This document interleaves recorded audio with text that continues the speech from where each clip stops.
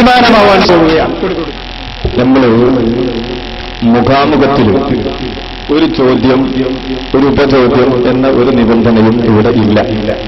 നിങ്ങൾക്ക് ചോദ്യം സംശയം തീരും വരെ ചോദിക്കാം, വ്യക്തമായി അതിന് ഉത്തരം തരും.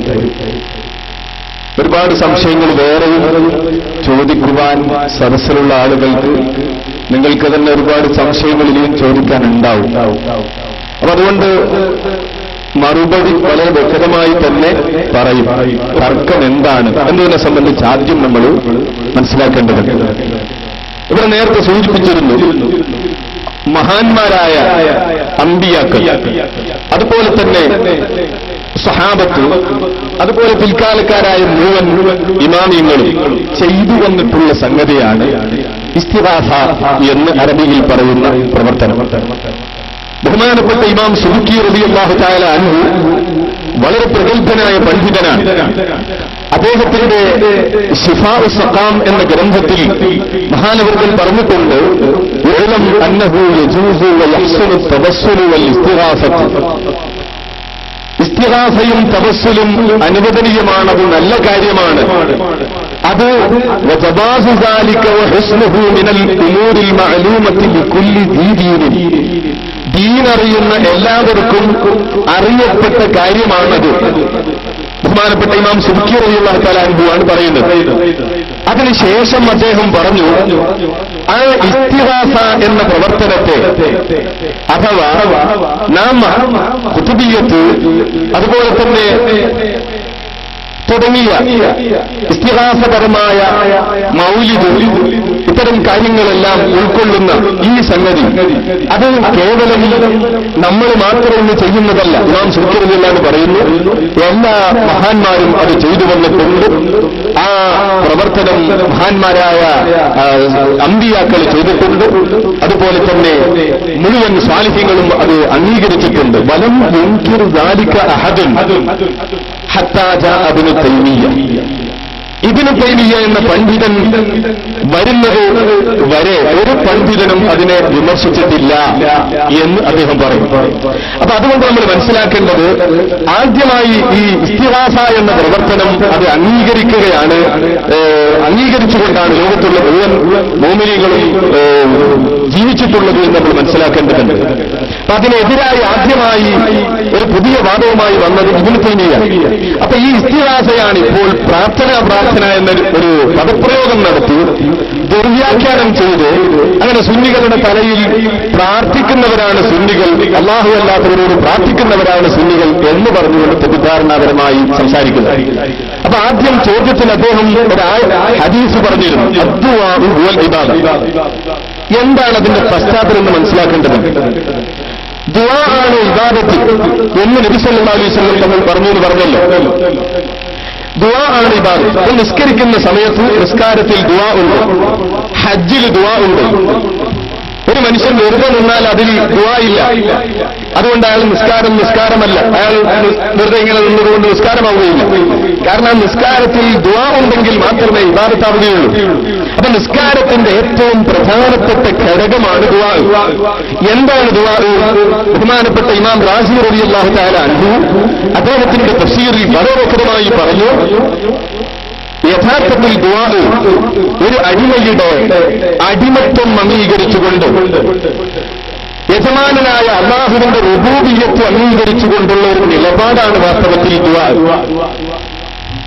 ആ ദുആ മഅരിഫത്തു റില്ലത്തിൽ ഉബൂദിയ്യ മാ ഇഖ്റാരി ഇസ്സത്തുർ റുബൂബിയ്യ. ഞാൻ ആരാധിക്കുന്ന അല്ലാഹു അവൻ എന്റെ റബ്ബാണ്. ആ റബ്ബിന്റെ ഇസ്സത്ത് അംഗീകരിച്ചുകൊണ്ട് ആ റബ്ബാണ് ഈ ലോകത്തെ പടച്ചത്, ആ റബ്ബാണ് എല്ലാം നൽകുന്നത്, ആ റബ്ബാണ് എല്ലാം കൊടുക്കുന്നത്, ആ റബ്ബാണ് എല്ലാം തടയുന്നത് എന്ന് വിശ്വസിച്ചുകൊണ്ട് ഞാൻ അവന്റെ അടിമയാണ് എന്ന് പരിപൂർണമായി മനസ്സിൽ വിശ്വസിച്ചുകൊണ്ട് ആ അല്ലാഹുവിന്റെ മുന്നിൽ പരിപൂർണമായി വിനയം പ്രകടിപ്പിക്കുക. ആ വിനയമാണ് വാസ്തവത്തിൽ ദുആ. അതുകൊണ്ടാണ് ഒരു മനുഷ്യന്റെ കർമ്മം ഇബാദത്തായി തീരുന്നത് എന്ന് നമ്മൾ മനസ്സിലാക്കേണ്ടതുണ്ട്. ഈ ഹദീസ് ദുർവ്യാഖ്യാനം ചെയ്യുകയാണ് വാസ്തവത്തിൽ ചോദ്യത്തിലൂടെ ചെയ്യുന്നത്. നബി സല്ലല്ലാഹു അലൈഹി വസല്ലം തങ്ങൾ വേറൊരു ഹദീസിൽ അത് വ്യക്തമായി പഠിപ്പിച്ചു. അദ്ദുആഉ മുഖ്ഉൽ ഇബാദത്ത്, ഇബാദത്തിന്റെ മജ്ജ ദുആ ആണ്. അതായത് ഈ അടിമത്വം, ഞാൻ അടിമയാണ്, ഞാൻ വിളിക്കുന്നവൻ, ഞാൻ എന്റെ ഈ കർമ്മങ്ങളെല്ലാം സമർപ്പിക്കുന്നവൻ എന്റെ റബ്ബാണ്. ഈ വീക്ഷണപ്രകാരം ചെയ്യുന്ന കർമ്മങ്ങൾ, ഈ കർമ്മങ്ങൾ മാത്രമേ ഇബാദത്താവുകയുള്ളൂ. അതാണ് നബി സല്ലല്ലാഹു അലൈഹി വസല്ലം തങ്ങൾ പഠിപ്പിച്ചിട്ടുള്ളത്. അതുകൊണ്ട് തന്നെ ചോദ്യകർത്താവ് ആദ്യം തന്നെ ചോദ്യം ആരംഭിച്ചപ്പോൾ അദ്ദേഹം തുടക്കത്തിൽ തന്നെ ചോദിക്കുന്നത് അല്ലാഹു അല്ലാത്തവരോട് പ്രാർത്ഥിക്കാൻ പാടുണ്ടോ എന്ന് ചോദിച്ചുകൊണ്ടാണ്. വാസ്തവത്തിൽ ശ്രോതാക്കളെ തെറ്റിദ്ധരിപ്പിക്കുന്നതിന് വേണ്ടിയാണ് ഈ രീതിയിൽ ചോദ്യം ഉന്നയിക്കുന്നത് എന്ന് ശ്രോതാക്കൾ മനസ്സിലാക്കണം. ഇവിടെ ബഹുമാനപ്പെട്ട മമ്പുറം തങ്ങൾ, ബഹുമാനപ്പെട്ട ഇബ്നു ഹജർ ഹൈതമി, അതിനു മുമ്പ് ജീവിച്ച മഹാന്മാരായ മദ്ഹബിന്റെ ഇമാമിയങ്ങൾ, സഹാബത്ത്, അതുപോലെ തന്നെ റസൂലുള്ളാഹി സ്വല്ലല്ലാഹു അലൈഹി വസല്ലം തങ്ങൾ, അവരെല്ലാവരും തന്നെ ഈ ദുആ അഥവാ ഞാൻ ഈ രീതിയിലുള്ള ദുആ അഥവാ അല്ലാഹുവിന്റെ അടിമയാണ് ഞാൻ, അല്ലാഹു എന്റെ റബ്ബാണ് എന്ന് വിശ്വസിച്ചുകൊണ്ട് ചെയ്യുന്ന ദുആ അത് അല്ലാഹുവിനോട് മാത്രമേ ചോദിക്കുള്ളൂ, അല്ലാഹുവിനോട് മാത്രമേ ചെയ്യാൻ പാടുള്ളൂ. അതേ സമയത്ത് അല്ലാഹു തആല അവന്റെ അടിമകൾക്ക് മുഅ്ജിസത്ത് കറാമത്തുകൾ കൊടുക്കും. ആ മുഅ്ജിസത്ത് കറാമത്തിന്റെ അടിസ്ഥാനത്തിൽ അവർ സഹായങ്ങൾ ചെയ്യാറുണ്ട്. നേരത്തെ ചോദ്യകർത്താവ് തന്നെ ഓതിയ ആയത്തിൽ പറഞ്ഞല്ലോ, ബഹുമാനപ്പെട്ട ഈസാ അലൈഹിസ്സലാം മരിച്ചവരെ ഹയാത്താക്കുന്നതിനെ സംബന്ധിച്ച് പറഞ്ഞല്ലോ, യുഹ്യിൽ മൗത, ഞാൻ മരിച്ചവരെ ഹയാത്താക്കും എന്നാണ് ഈസാ നബി അലൈഹിസ്സലാം പറയുന്നത്. അല്ലാഹു മരിച്ചവരെ ഹയാത്താക്കുമെന്നല്ല ആ ആയത്തിലുള്ളത്. അത് ചോദ്യകർത്താവ് മനസ്സിലാക്കേണ്ടതുണ്ട്. യുഹ്യിൽ മൗത ബിഇദ്നില്ലാഹ്, അല്ലാഹു തരുന്ന മുഅ്ജിസത്ത് എന്ന ആ ശക്തി കൊണ്ട് ഞാൻ മരിച്ചവരെ ഹയാത്താക്കും. നോക്കൂ നിങ്ങൾ, ഈസാ അലൈഹിസ്സലാം പറയുക. അപ്പൊ ഞാൻ മരിച്ചവരെ ഹയാത്താക്കും എന്ന് ഈസാ അലൈഹിസ്സലാം പറഞ്ഞപ്പോൾ ഈസാ അലൈഹിസ്സലാം മുശ്രിക്കായോ? ഒരിക്കലുമില്ല. കാരണം ഞാൻ മരിച്ചവരെ ഹയാത്താക്കും എന്ന് പറഞ്ഞപ്പോൾ ഈസാ അലൈഹിസ്സലാം വ്യക്തമായി പറഞ്ഞു, ഇത് അല്ലാഹു തആല തരുന്ന മുഅ്ജിസത്താകുന്ന ആ ശക്തി കൊണ്ടാണ് ഞാൻ അത് ചെയ്യുന്നത്. ആ ശക്തി കൊണ്ട്, മുഅ്ജിസത്ത് കൊണ്ട്, കറാമത്ത് കൊണ്ട് അല്ലാഹുവിന്റെ അമ്പിയാക്കളും ഔലിയാക്കളും സാധാരണ ആളുകൾക്ക് ചെയ്യാൻ കഴിയാത്ത വിധത്തിലുള്ള പല കാര്യങ്ങളും ചെയ്യും. ആ വിഷയം അവരിൽ നിന്ന് ചോദിക്കുന്ന പതിവ് ലോക മുസ്ലിങ്ങൾ സ്വീകരിച്ചു വന്നിട്ടുള്ളതാണ്. അത് തെറ്റല്ല എന്നാണ് പറഞ്ഞിട്ടുള്ളത്. ബഹുമാനപ്പെട്ട ഹസൻ നേരത്തെ പറഞ്ഞിട്ടുള്ള ആ ഹദീസിലും അതാണ് പറഞ്ഞിട്ടുള്ളത്.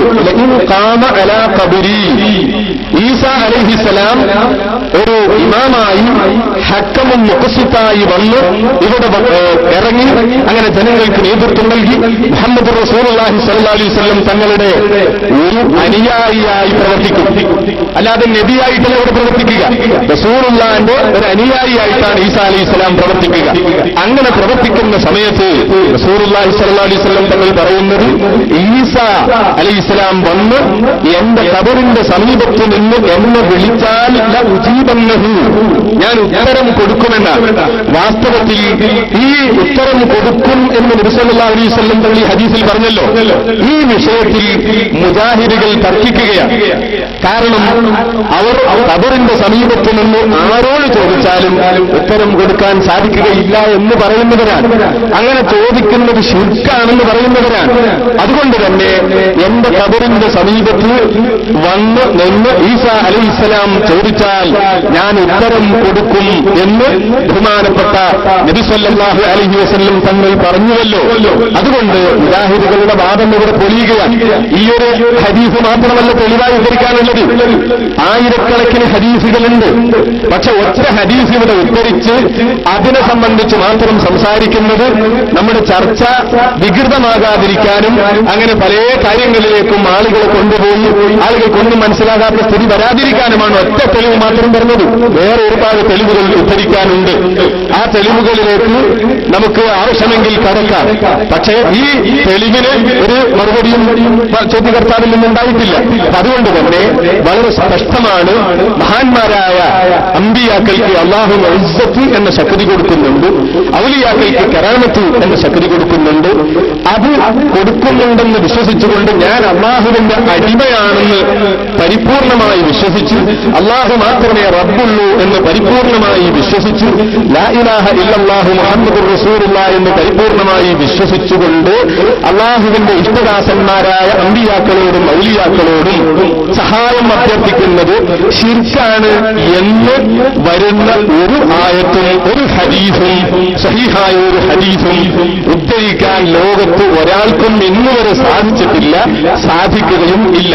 ഇനി ചോദ്യകർത്താക്കൾ ഈ വിഷയത്തിൽ സംശയം തീർന്നു കഴിഞ്ഞാൽ ആ ചോദ്യം വീണ്ടും ഇങ്ങനെ ആവർത്തിച്ച് സമയം കളയുന്നതിന് പകരം ജനങ്ങൾക്ക് ഈ വിഷയത്തിൽ കാര്യങ്ങൾ ബോധ്യപ്പെട്ടതിന് ശേഷവും തർക്കം നീട്ടിക്കൊണ്ടുപോകാതെ അടുത്ത ചോദ്യങ്ങളിലേക്ക്, സംശയങ്ങളിലേക്ക് കടന്നുകൊണ്ട് സദസ്സിന് അവസരം കൊടുക്കുന്നത് ആയിരിക്കും ഉചിതം എന്ന് ഈ സന്ദർഭത്തിൽ പ്രത്യേകം